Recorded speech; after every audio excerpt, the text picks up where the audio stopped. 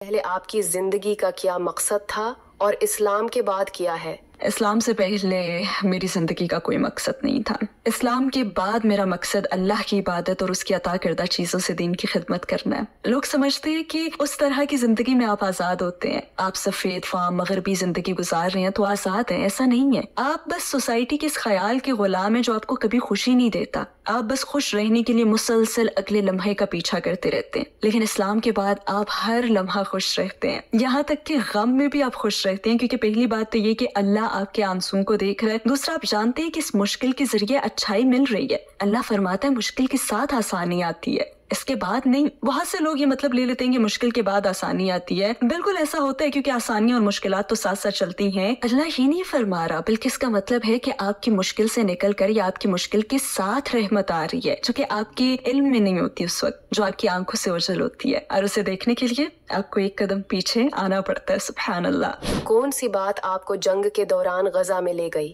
غازہ میں رہنا میری ذاتی خواہش ہے۔ مجھے فلسطین سے بہت زیادہ لگاؤ تھا، کیونکہ ملیشیا میں بہت سے فلسطینی تھے جہاں میں نے ان کی جدوجہد کے بارے میں بہت کچھ سنا تھا۔ میں نے اپنی فیملی کو قائل کیا کہ وہ اسرائیل کے خلاف فلسطین کو سپورٹ کریں۔ مجھ میں اس حوالے سے بہت جذبہ تھا، اور میں جن بھی فلسطینی لوگوں سے ملی وہ کمال کے تھے، وہ بہت مضبوط اور بہت اثر انگیز تھے، لہٰذا میں نے سوچا کہ مجھے وہاں جانا چاہیے۔ اور پھر جب مجھے غزہ میں رہنے کا موقع ملا تو میں نے اسے قبول کیا۔ میں وہاں گئی اور میں 3 مہینے وہاں رہی۔